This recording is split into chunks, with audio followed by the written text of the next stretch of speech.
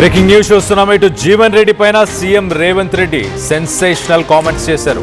40 ఏండ్లు ఆయన కోసం పనిచేసిన కార్యకర్తలను ఇటు జీవన్ రెడ్డి మోసం చేశారు. దుర్మార్గుడైన కేసీఆర్తో జత కట్టారు. కుట్రలను తిప్పికొట్టాలి అని మనం చూస్తుంటే ఆయన వెళ్ళి అక్కడ చేరారు అంటూ మాట్లాడుకొచ్చారు.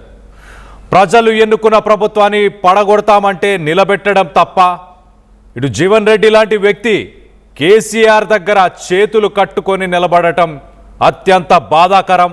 ఇటు జగిత్యాల కాంగ్రెస్ కార్యకర్తల ఆత్మగౌరవాన్ని జీవన్ రెడ్డి కేసీఆర్ కాళ్ళ దగ్గర తాకట్టు పెట్టారు అంటూ సెన్సేషనల్ కామెంట్స్ చేసుకొచ్చారు. ఇటు జీవన్ రెడ్డి వయసుకు ఆయన అనుభవానికి ఇది తగదు అంటూ ఆయన మాట్లాడారు.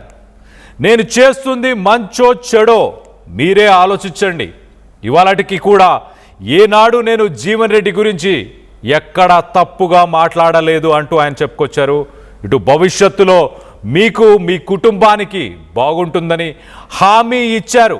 రాజకీయంగా రాజకీయ కెరియర్ని పొలిటికల్ కెరియర్ కూడా బాగుంటుందని హామీ ఇచ్చినా కూడా జీవన్ రెడ్డి వినలేదు. ఒక మొండి పట్టుతోనే జీవన్ రెడ్డి పార్టీని వీడారు. ఇటు 2023 ఎన్నికల్లో జీవన్ రెడ్డి గెలుపు కోసం అంతా కలిసి కూడా కష్టపడ్డాం. పార్లమెంట్ ఎన్నికల్లో కూడా జీవన్ రెడ్డిని కరీంనగర్ నుంచి పోటీ చేయమని మేము చెప్పుకొచ్చాం. కానీ ఆయన నిజామాబాద్ నుంచే పోటీ చేస్తానని కోరితే అక్కడ టికెట్ కూడా ఇచ్చాం.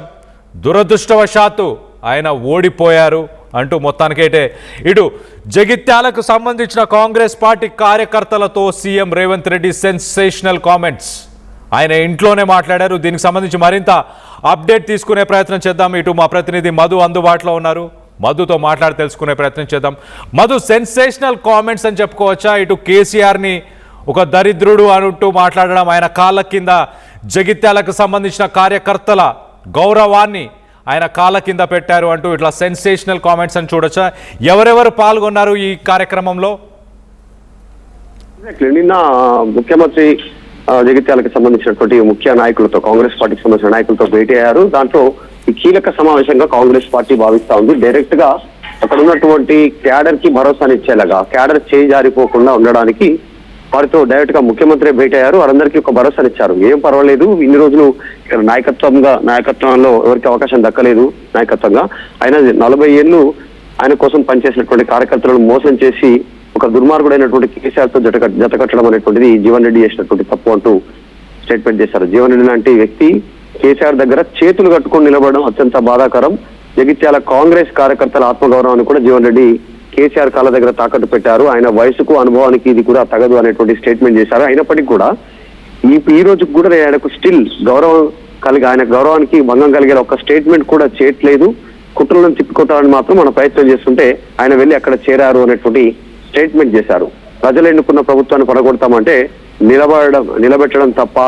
సేవ చేస్తుంది మంచో చెడో మీరే ఆలోచించండి అనేటువంటి స్టేట్మెంట్ చేశారు. ఇక్కడ కీలకమైనటువంటి స్టేట్మెంట్ ఏంటంటే, ప్రజలు ఎన్నుకున్న ప్రభుత్వాన్ని పడగొడతామంటే నిలబెట్టడం తప్ప అనేటువంటి స్టేట్మెంట్. అక్కడ జగిత్యాలలో బీఆర్ఎస్ నుంచి గెలిచినటువంటి ఎమ్మెల్యేను కాంగ్రెస్ పార్టీలో జాయిన్ చేసుకున్నటువంటి పరిస్థితి Jagtial MLA Sanjay. So BRS ప్రభుత్వాన్ని పడగొడతాననేటువంటి స్టేట్మెంట్ చేసింది కాబట్టి ఆయనను జాయిన్ చేసుకున్నామనేటువంటి రీతిలో ఆయన రేవంత్ రెడ్డి మొట్టమొదటిసారిగా స్టేట్మెంట్ ఇచ్చారు. అంటే నిర్మల వరకు స్వీకరించిన స్టేట్మెంట్ అలాగుంటే ఈ రోజు నిన్న ముఖ్యమంత్రి క్లారిటీ ఇచ్చారు. వాళ్ళు ప్రభుత్వాన్ని కొలుస్తామన్నారు. అందులో భాగంగానే 10 మంది ఎమ్మెల్యేలు చేర్చుకున్నటువంటి విధంగా ఆయన స్టేట్మెంట్ ఇచ్చినటువంటి పరిస్థితి ఉంది. అయినా పర్వాలేదు, ధైర్యంగా ఉండండి, త్వరలోని కార్యకర్తలను అందరినీ కలిసేందుకు జగిత్యాలకు నేనే డైరెక్ట్ గా రాబోతా ఉన్నాను. అంతా కలిసికట్టుగా జగిత్యాలను అభివృద్ధి చేసుకుందాం, వ్యక్తి కంటే పార్టీ ముఖ్యమని నిరూపించిన మీ అందరినీ అభినందిస్తున్నా అనేటువంటి వారందరినీ, వచ్చినటువంటి వారందరినీ ఆయన స్టేట్మెంట్ చేశారు. 2023లో కూడా ఆయనకు టికెట్ ఇచ్చాము, గెలిపించే ప్రయత్నం చేశాము. పార్లమెంట్ ఎన్నికల్లో ఆయనను కరీంనగర్ నుంచి పోటీ చేయాలని సూచిస్తే ఆయనే నిజామాబాద్ నుంచి పోటీ చేస్తానని పోయారనేటువంటి ఒక కీలక స్టేట్మెంట్ రేవంత్ రెడ్డి చేశారు. గతంలో ఆరోపణలు ఏమొచ్చాయంటే, కళ్యాణ్ జనరల్ గా కావాలనే ధర్మపురి అరవింద్ను గెలిపించడానికి కాంగ్రెస్ పార్టీ అక్కడ జీవన్ రెడ్డిని పోటీ చేయిస్తా ఉంది, కావాలనేటువంటి స్టేట్మెంట్ చేశారు. అక్కడ మధుయాష్కి అవకాశం ఇవ్వలేదు అనేటువంటి. కానీ ఇక్కడ రివీల్ చేశారు ముఖ్యమంత్రి, కరీంనగర్ నుంచి పోటీ చేయమంటే ఆయన్నే నిజామాబాద్ నుంచి పోటీ చేస్తానని జీవన్ రెడ్డి పోయారు. ఆయన ఫైనల్ ఫైట్ ఇది, ఆయన నో ప్రాబ్లం అక్కడ జరుగుతున్నటువంటి విషయం, మీ అందరినీ కాపాడుకునే బాధ్యత పార్టీ పైన ఉంది అనేటువంటిది నిన్న జరిగినటువంటి ముఖ్య నాయకులతో ముఖ్యమంత్రి ఒక భరోసానిచ్చారు. మొత్తానికి జీవన్ రెడ్డికి కాంగ్రెస్ పార్టీ ఏం తక్కువ చేయలేదు అనేటువంటి స్టేట్మెంట్ చేశారు. మొన్న మున్సిపల్ ఎన్నికల్లో కూడా ఆయన చెప్పిన అభ్యర్థులకే టికెట్ ఇచ్చినాం, భవిష్యత్తులో కూడా ఆయన కుటుంబ సభ్యులకు మంచి రాజకీయ భవిష్యత్తు ఇస్తామని హామీ ఇచ్చినా కూడా ఆయన తొందరపడి మొండి పట్టుతోటి పార్టీ మారారనేటువంటి స్టేట్మెంట్ చేశారు. రైట్ రైట్ మధు, ఇటు బీఆర్ఎస్ నుంచి ఎవరైనా స్పందించారా ఇటు రేవంత్ రెడ్డి చేసిన ఈ కామెంట్స్ పైన? ఎగ్జాక్ట్లీ ఈ రోజు రెస్పాండ్ అయ్యేటువంటి అవకాశం ఉంది బీఆర్ఎస్ పార్టీ నుంచి.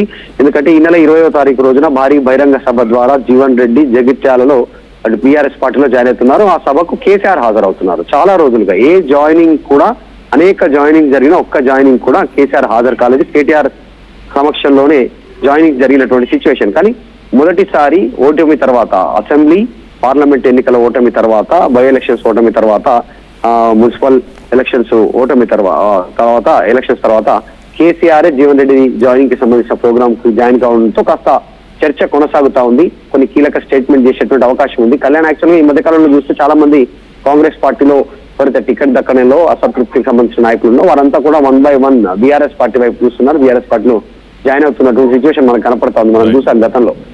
సో ఈ అదే కోవలో జీవన్ రెడ్డి కూడా పార్టీలో జాయిన్ అవుతున్నటువంటి సిచ్యువేషన్. ఇంతవరకు అయితే బీఆర్ఎస్ నుంచి రియాక్ట్ కాలేదు, ఇది రియాక్షన్ ఉండొచ్చు. Right Madhu, thanks for the latest updates. మొత్తం మీద ఇటు సీఎం రేవంత్ రెడ్డి జీవన్ రెడ్డిని ఉద్దేశించి సెన్సేషనల్ కామెంట్స్ చేశారు. మున్సిపల్ ఎన్నికల్లో కూడా ఇటు జీవన్ రెడ్డి సూచించిన వారికి టికెట్లు ఇచ్చాము, ఇటు పార్టీ కార్యకర్తలని కలుపుకొని ముందుకు వెళ్ళాలని, ఆయనకి గతంలో ఇటు నిజామాబాద్ నుంచి టికెట్ ఇచ్చాము, ఆయన కరీంనగర్ నుంచి పోటీ చేయమన్నా కూడా ఆయన కోరినట్టు నిజామాబాద్ నుంచి టికెట్ ఇచ్చాము, ఆయనకి అలాగే తన ఫ్యామిలీ మెంబర్స్ అందరికీ కూడా పొలిటికల్ కెరియర్కి సంబంధించి హామీ ఇచ్చినా కూడా ఇటు కార్యకర్తలని మోసం చేశాడు, కార్యకర్తల గౌరవాన్ని తీసుకెళ్లి కేసీఆర్ కాళ్ళ దగ్గర పెట్టాడు అంటూ మొత్తానికైతే CM Revanth Reddy sensational comments. ఇటు నిజంగానే జీవన్ రెడ్డి పార్టీకి మోసం చేశాడా, పార్టీకి సంబంధించిన కార్యకర్తలను మోసం చేశాడని మీరు భావిస్తున్నారా? దీనికి సంబంధించి మీ అభిప్రాయాలు ఏంటనేది కింద కామెంట్ రూపంలో తెలియపరచండి. అలాగే ఇటు సీఎం రేవంత్ రెడ్డిని ఉద్దేశించి గతంలో కానీ ఇటు జీవన్ రెడ్డి మాట్లాడిన మాటలు ఒక్కసారి ఆయన మాటల్లోనే వినే ప్రయత్నం చేద్దాం. పీ ఫామ్లు ఇవ్వడం సమర్థులకు ఇస్తారా, ఇప్పుడు సమర్థత లేని వాళ్ళకి ఇస్తారా? ఇప్పుడు ఎన్నికల్లో పోటీ చేసే అవకాశం ఎవరికి కల్పిస్తారండి? నేను 6 పర్యాయాలు ఎమ్మెల్యే గెలవడం జరిగింది. ఒక పర్యాయం 96 ఏదైతుందో ఉమ్మడి ఆంధ్రప్రదేశ్ రాష్ట్రంలో కాంగ్రెస్ పార్టీ కేవలం 26 స్థానాలు అవుట్ ఆఫ్ 294 కలిగి ఉన్నప్పుడు ఏదైతుందో ఐ వన్ విత్ 54,000 మెజారిటీ. మరి ఆనాడు కేసీఆర్ గారు ఏదైతుందో తెలంగాణ రాష్ట్ర ఏర్పాటు ఉద్యమ నాయకుడిగా తెలంగాణ రాష్ట్ర ఏర్పాటు కేంద్ర ప్రభుత్వ ఒత్తిడి తీవ్రలో భాగంగా ఏదైతుందో వారు రాజీనామా చేసి పోటీ చేశారు. అప్పుడు ఏదైతుందో కాంగ్రెస్ పార్టీ మరి నన్ను 2 పర్యాయాలు వారితో పోటీ నిలవడానికి అభ్యర్థి ఎంపిక చేయడం జరిగింది. దాని ప్రభావం ఒక విధంగా నేను తెలంగాణను వ్యతిరేకిస్తున్నట్టుగా నేను భావన ఏర్పడి 2009లో నేను ఎన్నికల పరాజయం చూడటం జరిగింది. నాకు 14 పర్యాయాలు బీఫామ్ ఇచ్చిండ్రు. Definitely I feel proud of it. ఏ అభ్యర్థిని కానీ ఎన్నికలు పోటీ చేసే అవకాశం కల్పించడము వారి సమర్థతను బట్టి ఉంటుంది.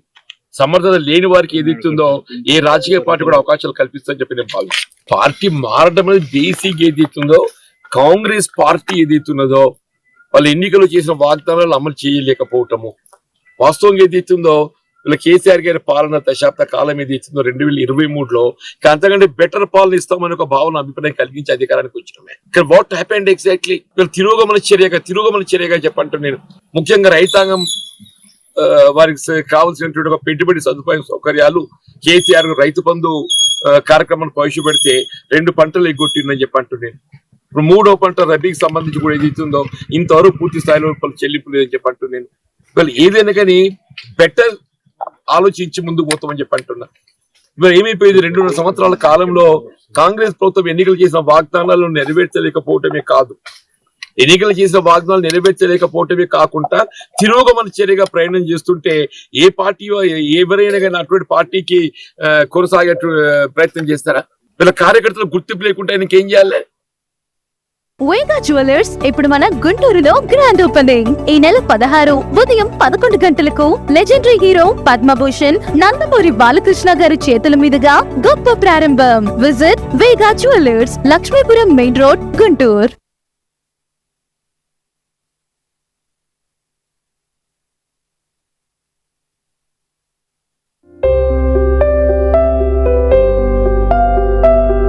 చిన్న చిన్న ఆనందాలు 35 ఏళ్లుగా నా జీవితంలో లేవు. 35 ఏళ్లుగా నేను డైపర్లలో బ్రతికాను. 6 సెంటీమీటర్ల ఫిస్టులా నా మూత్రాశయంలో లీక్ కారణమైంది. ఎవరూ నాకు సహాయం చేయలేకపోయారు. ఏఐఎన్యూలో వైద్యులను కలిసే వరకు. అక్కడ వారు రోబోటిక్ శస్త్రచికిత్సతో నాకు పరిష్కారం ఇచ్చారు. వారు నా ఆత్మవిశ్వాసాన్ని కూడా తిరిగిచ్చారు. Precision Care makes it possible. The Center for Robotic Surgery at AINU. అందరికీ నమస్కారం. నేను మీ డింపుల్ హైతి. గుంటూరులో వీగా జ్యువెలర్స్ వారు వారి కొత్త స్టోర్ ఓపెనింగ్ జరగబోతుంది. ఈ గ్రాండ్ లాంచ్ ని మన లెజెండ్ నందమూరి బాలకృష్ణ గారు ప్రారంభించబోతున్నారు. ఈ సెలబ్రేషన్ లో నేను కూడా మీతో జాయిన్ అవబోతున్నాను. మీ అందరితో సెలబ్రేట్ చేసుకోవడానికి. అయితే ఇది ఎప్పుడు జరుగుతుంది? 16th April రోజున 11 AM కి. Can't wait to see you all there. See you all there.